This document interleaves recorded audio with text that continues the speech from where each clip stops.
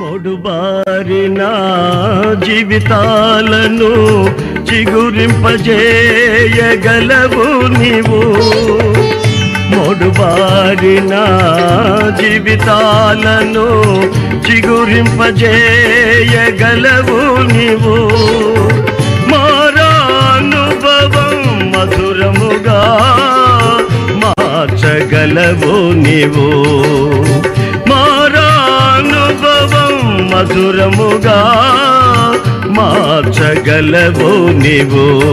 మహోన్నతుడా నీ కృపలో నేను నివసించుతా. నా జీవిత ధన్యతయున్నది.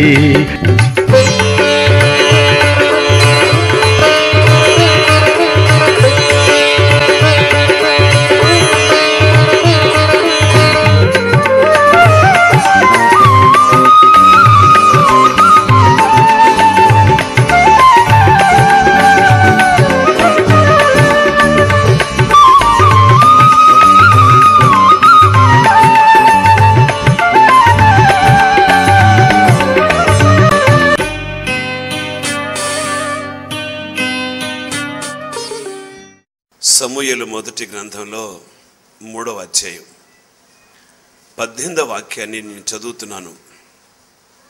సమూయేలు దేనిని మరుగు చేయక సంగతి అంతయు అతనికి తెలియచెప్పాను. ఏలీ విని సెలవిచ్చిన వాడు యెహోవా, తన దృష్టికి అనుకూలమైన దానిని ఆయన చేయునుగాక అనెను. సమూయేలు మొదటి గ్రంథంలో బాలుడైన సమూయేలు మందస్సు ఉన్న మందిరంలో యెహోవా సన్నిధిని పరిచర్య చేస్తున్న రోజులవి. యెహోవా వాక్కు ప్రత్యక్షత లేని రోజుల్లో బాలుడైన సమూయేలు మందస్సు ఉన్న మందిరంలో యెహోవా సన్నిధిని దైవజనుడు ఏలీకి పరిచర్య చేస్తూ ఉన్నాడు. ఆ రోజుల్లో దేవుడైన యెహోవా బాలుడైన సమూయేలుతో మాట్లాడుతూ ఏలీ కుమారుల విషయం, ఆ పరిచర్య విషయం అంతటిని బాలుడైన సమూయేలుతో దేవుడు చెప్పాడు. దేవుడు సమూయేలుతో మాట్లాడి ముగించిన తర్వాత పడుకున్నాడు, నిద్రపోయాడు సమూయేలు. తెల్లవారిన తర్వాత యథావిధిగా మందిరం తలుపు తీశాడు. కానీ దైవజనుడు ఏలీతో ఈ విషయం చెప్పడానికి భయపడ్డాడు. అప్పుడు దైవజనుడు ఏలీ సమూయేలుని పిలిచి, ఇదిగో ఇట్లా అడుగుతున్నాడు, ఏలీ, నీతో యెహోవా ఏమి సెలవిచ్చెనో మరుగు చేయక దయచేసి నాతో చెప్పుము. ఆయన నీతో సెలవిచ్చిన సంగతులలో ఏదైనా నీవు మరుగు చేసిన ఎడల అంతకంటే అధికమైన కీడు ఆయన నీకు కలుగు చేయను గాక అని చెప్పగా, సమూయేలు దేనిని మరుగు చేయక సంగతి అంతయు అతనికి తెలియచెప్పాను. ఏలీ విని సెలవిచ్చిన వాడు యెహోవా, యెహోవా దృష్టికి అనుకూలమైన దానిని ఆయన చేయునుగాక. దైవజనుడు ఏలీ బాలుడైన సమూయేలుతో మాట్లాడుతూ, ఆయన నీకేమి సెలవిచ్చాడో సెలవిచ్చినదంతా మరుగు చేయకుండా నాతో చెప్పు. దేవుడు ఏమైతే సమూయేలుతో చెప్పాడో ఆ విషయాలన్నీ క్షుణ్ణంగా ఏది మరుగు చేయకుండా ఏలీతో చెప్పాడు.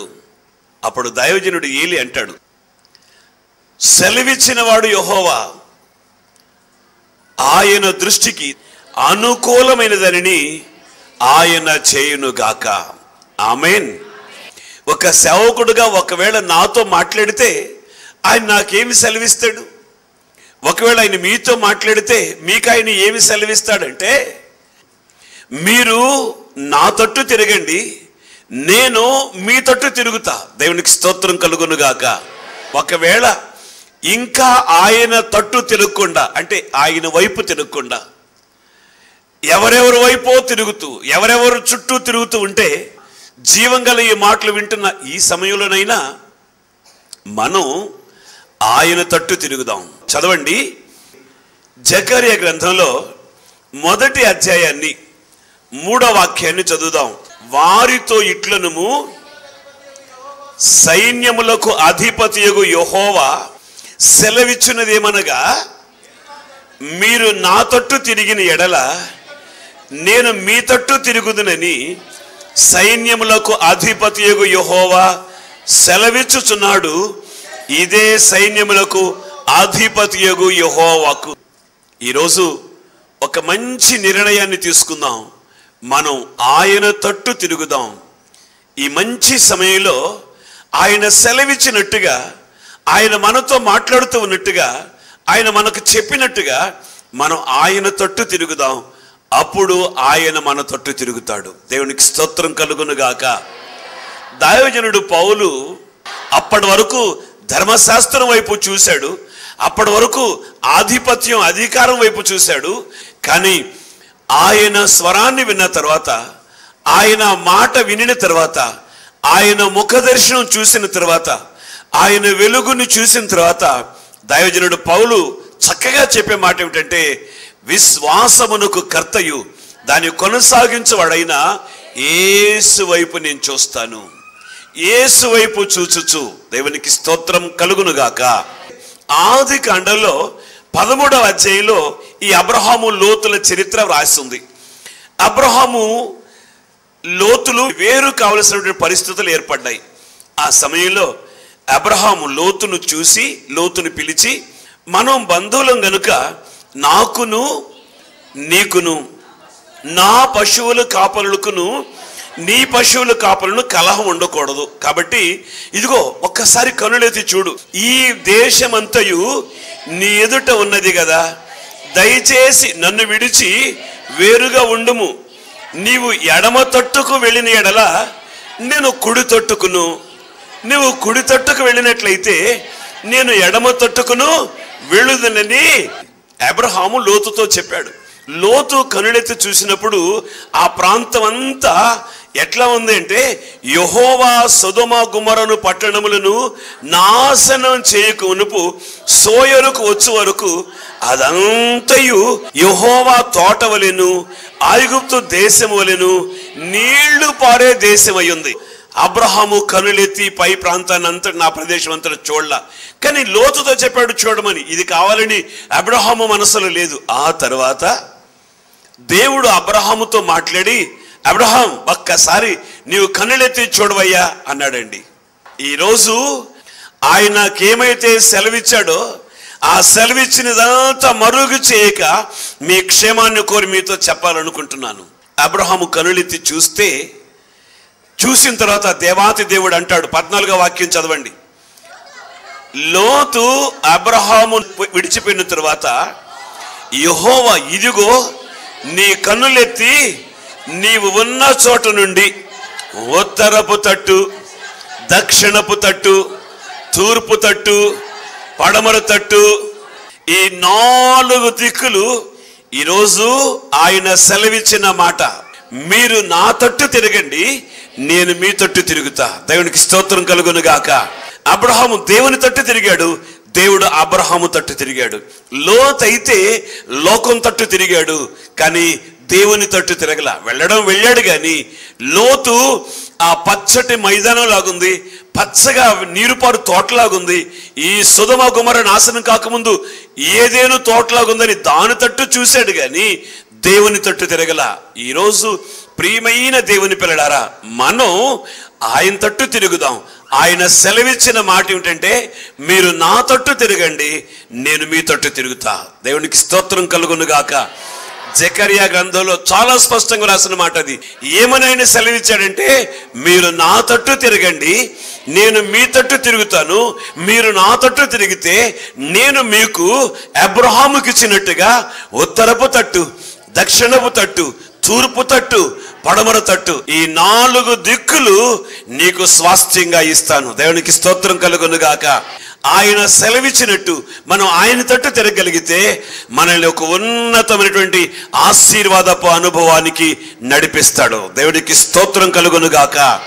ఈ 133వ కీర్తనలో 3వ చరణంలో మనం చదువుతాం, సియోను కొండల మీద నుంచి దిగివచ్చు, హెర్మోను మంచు వలె ఉండును, ఆశీర్వాదమును శాశ్వత జీవమును అచ్చట ఉండవలెనని యెహోవా సెలవిచ్చుచు ఉన్నాడు. ఈరోజు ఆయన సెలవిచ్చినట్టు ఆయన తట్టు చూడగలిగితే, బాలుడైన సమూయేలు ఆయన తట్టు చూశాడు, ఆయన స్వరాన్ని విన్నాడు, ఆయన తట్టే చూశాడు. బాలుడైన సమూయేలు ఆ మందిరానికి వెళ్ళక మునుపు యెహోవా ప్రత్యక్షత లేనే లేదండి. కానీ సమూయేలు అక్కడికి వెళ్ళాడు. వెళ్ళిన వెంటనే ఆయన ప్రత్యక్షత సమూయేలు చూశాడు. Praise the Lord. బాలుడైన సమూయేలుతో దేవాతి దేవుడు ఏలీ కుమారుల సంగతి, ఆ విషయాలన్నిటినీ చాలా క్షుణ్ణంగా చెప్పాడు.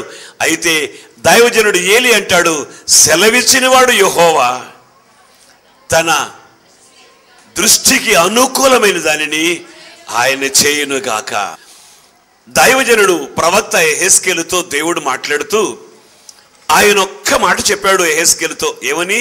ఇదిగో నరపుత్రుడా, ఒక్కసారి ఈ మాటలు విను. నేనేమైతే నీకు సెలవిస్తున్నానో నేను సెలవిచ్చినట్టుగా నువ్వు చెయ్యి. నరపుత్రుడా, నేనిచ్చుచున్న ఈ గ్రంథమును ఆహారముగా తీసుకుని దానితో నీ కడుపు నింపుకొనుము. నేను దానిని భక్షించి తిని అది నా నోటికి తేనె వలె మధురముగా ఉండెను. గట్టిగా స్తోత్రం చెప్దాం. ప్రవక్త ఆయన ఇచ్చిన గ్రంథాన్ని భుజించి కడుపు నింపుకున్నాడు. కడుపు నింపుకుంటే ప్రవక్తకి ఎట్లా ఉందంటే అది తేనె వలె మధురముగా ఉంది. ఈరోజు మనం దేవుని వాక్యాన్నితో కడుపు నింపుకుందాం. ఆయన సెలవిచ్చాడు దైవజనుడితో, దైవజనుడా యెహెజ్కేల్, నీవు నేనిచ్చే గ్రంథాన్ని తినవయ్యా, దాంతో కడుపు నింపుకో. దేవునికి స్తోత్రం కలుగును గాక. ఆ గ్రంథం ఇదిగో ఈ మాటలు విన్న వాళ్ళని బ్రతికించేది. ఆ జీవాహారాన్ని మనం జనానికి పంచిపెట్టాలి. దేవునికి స్తోత్రం కలుగును గాక. యెహెజ్కేలు గ్రంథంలో తేనె వలె ఉంటే, కీర్తనల గ్రంథంలో జుంటే తేనె ధారల కంటే మధురముగా. దేవునికి స్తోత్రం చెప్పాలి. ఈరోజు మనం జీవం గల దేవుని వాక్యంతో కడుపు నింపుకోవడానికి ప్రయత్నం చేద్దాం. ఆ తర్వాత తన కడుపులో నుండి జీవ జలపు ఓటలు, జీవం కలిగిన మాటలు మనకు ప్రకటించాలని ఆశిద్దాం. హల్లెలూయా. ప్రపంచంలో ఉన్న దైవజనులందరూ జీవం గల దేవుని వాక్యాన్ని భక్షించాలి. ఆయనిచ్చే గ్రంథాన్ని తినాలి. ఆ గ్రంథాన్ని వంట పట్టించుకోవాలి. జీవం గల మాటలు హృదయంలో నిండిపోయాయి. ఆ నిండినటువంటి హృదయంలో నిండినటువంటి మాటలు జనంలోకి వెళ్ళాలి. దేవునికి స్తోత్రం కలుగును గాక. ప్రజల్లోనికి వెళ్ళాలి. హల్లెలూయా. ప్రజలు ఎవరెవరు తట్టు తిరిగి ఉన్నారో, ఒకవేళ లోకం తట్టు తిరిగి ఉన్నారో, పాపం తట్టు తిరిగి ఉన్నారో, దేని తట్టు తిరిగి ఉన్నారో తెలియదు, కానీ వారు దేవుని తట్టు తిరగాలి. జీవం గల ఈ మాటలు విని, జీవం గల ఈ మాటల చేత వాళ్ళ బ్రతుకులు బాగు కావాలి. వారు దేవుని తట్టు తిరిగేవారై ఉండాలి. Praise the Lord. దైవజనుడు పౌలు అపోస్తుల కార్యాల గ్రంథంలో 20వ అధ్యాయం 27వ వాక్యంలో ఆయన ప్రకటిస్తూ ఒక అద్భుతమైనటువంటి మాట చెప్పాడు. దేవుని సంకల్పమంతయు మీకు తెలుపకుండా నేనేమి దాచుకోలేదు. దేవునికి స్తోత్రం కలుగును గాక. ఆజ్ఞాన కాలమందు దేవుడు చూసి చూడనట్టున్నాడు. ఇప్పుడైతే అంతటా అందరూ మారు మనస్సు పొందవలనని బాప్తిసం పొందడం ఆయన సంకల్పం. రక్షణ పొందడం ఆయన సంకల్పం. నాశనానికి వెళ్లకుండా నిత్య రాజ్యానికి వెళ్ళడం ఆయన సంకల్పం. Praise the Lord. లూకాసు వార్తలో 7వ అధ్యాయంలో 29వ వాక్యాన్ని చదువుదాం. యోహాను బోధ విని అతడిచ్చిన బాప్తిస్మము పొందిన వారై దేవుడు న్యాయవంతుడని ఒప్పుకొనిరి. ప్రజలందరూ సుంకరులను యోహాను బోధ విని, దేవునికి స్తోత్రం కలుగును గాక.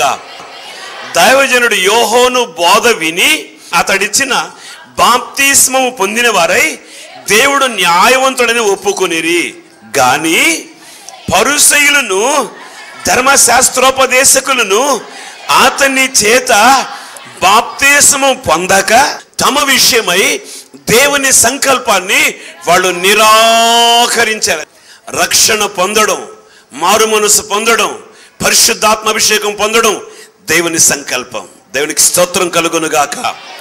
ఎఫెసీ పత్రికలో కూడా మరొక చిన్న మాట మనం చదువుకుందాం. మొదటి అధ్యాయంలో ఇప్పుడు మీరు 11వ వాక్యాన్ని ప్రారంభించండి.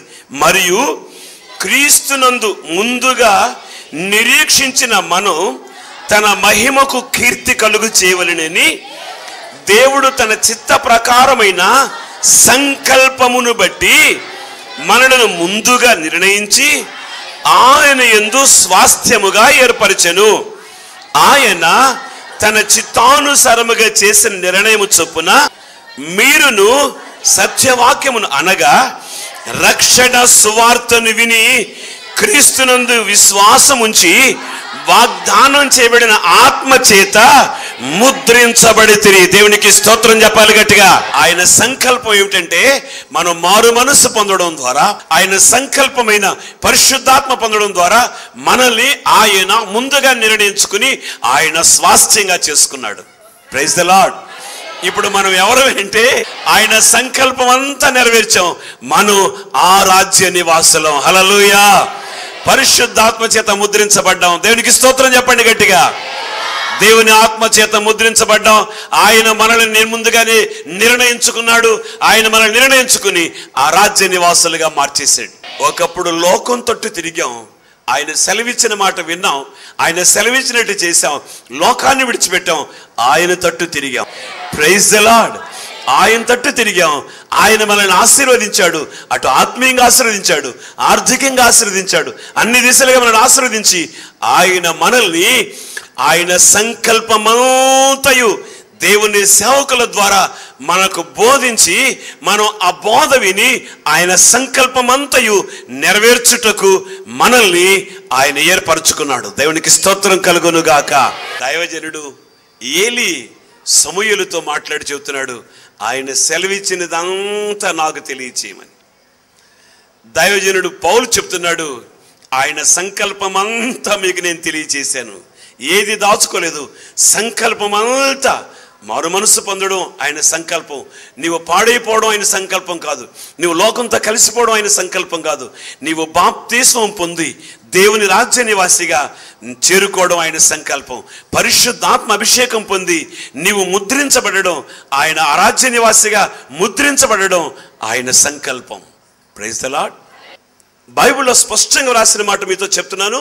ఇది నేను చెప్పాలి కనుక చెప్తున్నా, నొచ్చుకోమని కాదు, మిమ్మల్ని ఖచ్చితంగా తీసుకురామని కాదు, ఖచ్చితంగా ఇవ్వమని అసలే కాదు. నేను చెప్తున్నాను, చెప్పాలి, చెప్తున్నా. చెప్పకపోతే తప్పు నాది అవుతుంది. చెప్పాను కనుక అయ్యా నేను చెప్పాను అయ్యా అని చెప్తాను అంతే. అక్కడికి వెళ్ళిన తర్వాత మా పాదిరి చెప్పలేదు బాబు మాకు అనకుండా, అందుకని లైట్గా ఒక మాట చెప్పేస్తా. దశమ భాగం అంతా దానిలో మొక్కలు మొక్కలు మొక్కలు మొక్కలు చేయబాకండి. మా బాబాయ్ కొడుకు పాస్టర్ గారు, మా మేనత్త అల్లుడు పాస్టర్ గారు, ఆయన కొంచెం ఇద్దాం, ఈయన కొంచెం ఇద్దాం.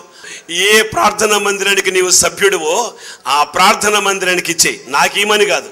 నీవు ఏ ప్రార్థనా మందిరానికి సభ్యుడివో ఆ సభ్యురాలువో ఆ ప్రార్థనా మందిరానికి ఖచ్చితంగా దశమ భాగం ఇవ్వాలి. Praise the Lord. మీరు ఈ ప్రార్థనా మందిరానికి సభ్యులు అనుకుంటే ఈ ప్రార్థనా మందిరానికి ఇవ్వాలి, అంతే ఇవ్వాలి. దశమ భాగం అంతయు నా మందిరపు నిధిలోనికి. దశమ భాగంలో దొంగతనం చేసావా, చెయ్యి, నాకే. దేవుడు ఉన్నాడు, దేవుడు చూస్తున్నాడు. అందుకని దశమ భాగం అంతయు దైవజనుడు ఏలీ చెప్పాడు, సెలవిచ్చినదంతయు. దైవజనుడు పౌలు చెప్పాడు, దేవుని సంకల్పం అంతా మీకు చెప్పేశాను. దైవజనుడు ప్రవక్త మలాకి రాస్తున్నాడు, నీవు మందిరానికి సభ్యుడువు, నీవు మందిరానికి సభ్యురాలువు.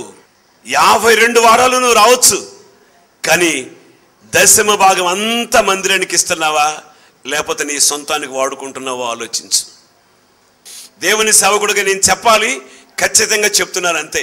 మీ మనసును నొప్పించాలని కానీ, మిమ్మల్ని ఒప్పించాలని కానీ, లేకపోతే మొత్తం మీరు ఇక్కడ తీసుకురమ్మని కానీ కాదు. అది మీ విల్, మీ ఇష్టం, అది మీ ఇష్టం అంతే. కానీ నువ్వు చేయవలసింది ఏమిటంటే దశమ భాగం అంతా మందిరపు నిధిలోనికి తీసుకుని రావాలి. అట్లా చేస్తే ఏమవుతుంది తెలుసా, దీనిని చేసి నన్ను శోధించండి, నేను ఆకాశపు వాకిళ్లను విప్పి పట్టజాలనంత విస్తారంగా దీవెనలు కుమ్మరించదనని సైన్యములకు అధిపతియగు యెహోవా సెలవిచ్చుచున్నాడు. దేవునికి స్తోత్రం కలుగును గాక.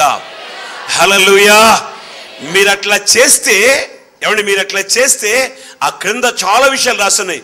మీ పంటలను తినివేసే పురుగులు నేను గద్దించెదను, అవి మీ భూ పంటను నాశనం చేయవు, మీ ద్రాక్ష చెట్లు అకాల ఫలములను రాల్పకుండునని సైన్యములకు అధిపతియగు యెహోవా సెలవిచ్చుచున్నాడు.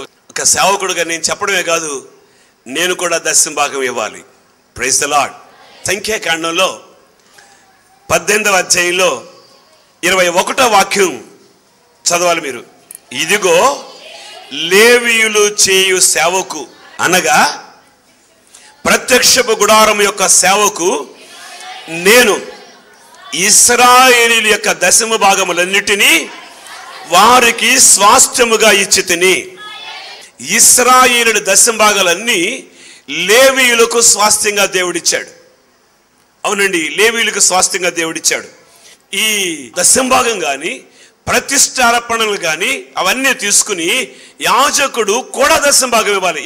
అయితే ఇశ్రాయేలీయులు యెహోవాకు ప్రతిష్టార్పణముగా అర్పించు దశమ భాగములను నేను లేవీయులకు స్వాస్థ్యముగా ఇచ్చితిని. టీవీ కార్యక్రమాలు చూసే వాళ్ళతో కూడా నేను చెప్పేది ఏంటంటే, మీరు ఏ సంఘానికి వెళుతున్నారో ఆ సంఘానికి ఆ సంఘ కాపరికి మీరు దశమ భాగాలు ఇవ్వండి. దేవుడు మిమ్మల్ని ఆశీర్వదిస్తాడు. ఆమేన్, ఆమేన్. ఏదో టీవీలో కార్యక్రమాలు జరుగుతున్నాయి, ఆయనకి పంపిద్దాం అనుకుని దశమ భాగాలు పంపించకూడదు.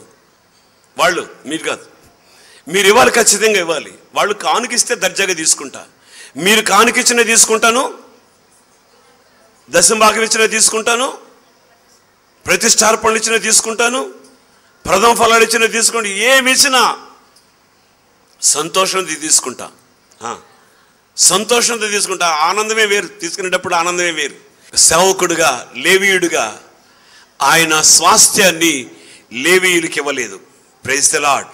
యెహోషువ గ్రంథాన్ని 13వ అధ్యాయం 13వ వాక్యం చదవండి. ఏమని రాస్తుందో, లేవీ గోత్రమునకే అతడు స్వాస్థ్యము ఇయ్యలేదు, ఇశ్రాయేలు దేవుడైన యెహోవా వారితో సెలవిచ్చినట్లు, అంటే చెప్పాడు, ఆజ్ఞాపించాడు, వారితో సెలవిచ్చినట్లు ఆయనకు అర్పింపబడు హోమములే వారికి స్వాస్థ్యము. లేవీయులకు స్వాస్థ్యం లేదు.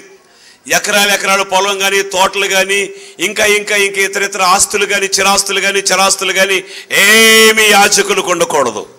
33వ వాక్యం కూడా చదవండి. లేవీ గోత్రమునకు మోషే స్వాస్థ్యము పంచిపెట్టలేదు, ఏలయనగా ఇశ్రాయేలు దేవుడైన యెహోవా వారితో సెలవిచ్చినట్లు ఆయనే వారికి స్వాస్థ్యము. దేవునికి స్తోత్రం కలుగునుగాక.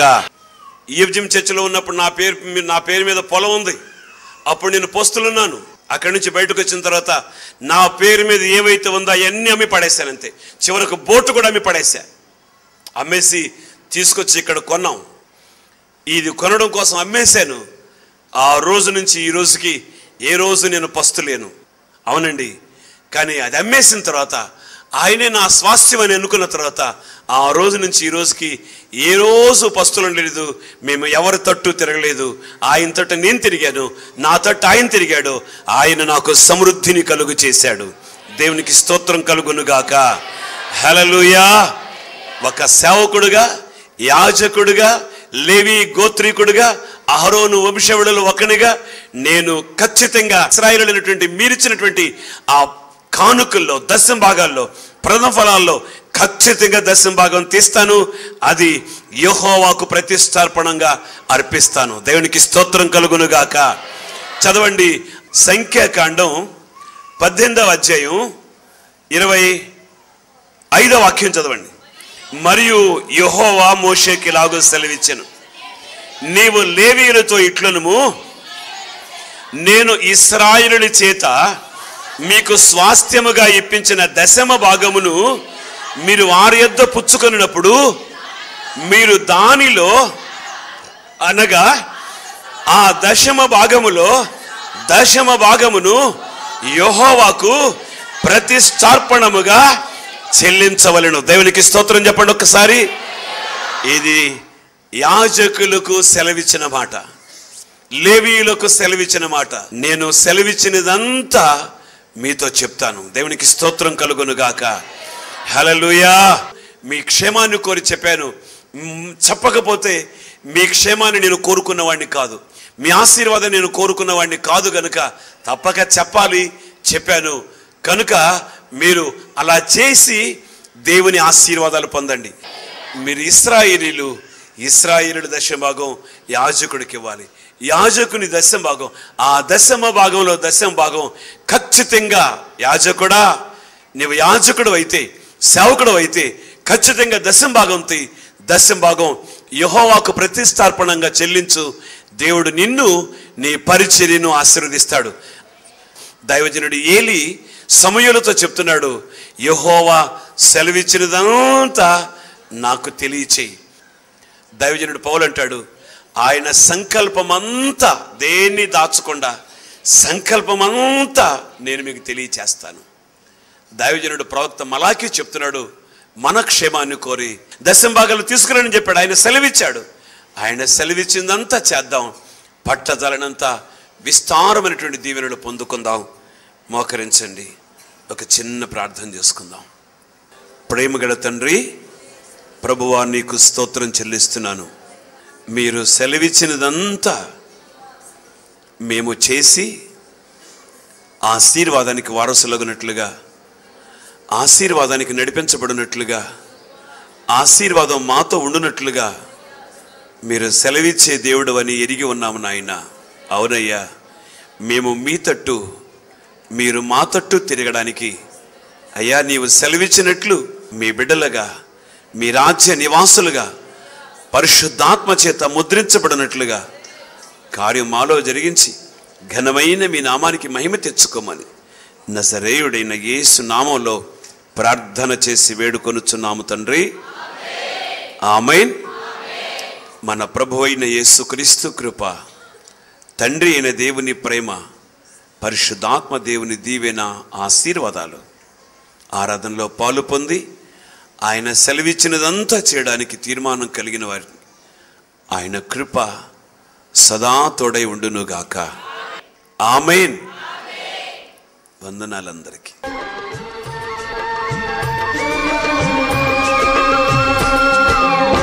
నీ వాక్యమే నా పరవశము, నీ వాక్యమే నా ఆత్మకు ఆహారము, నీ వాక్యమే నా పాదములకు దీపము, నీ వాక్యమే నా పాదములకు దీపము. నా స్తుతి పాత్రుడా నా యేసయ్యా, నా ఆరాధనకు నీవే యోగ్యుడవయ్యా, నా ఆరాధనకు నీవే యోగ్యుడవయ్యా, నా స్తుతి పాత్రుడా నా యేసయ్యా.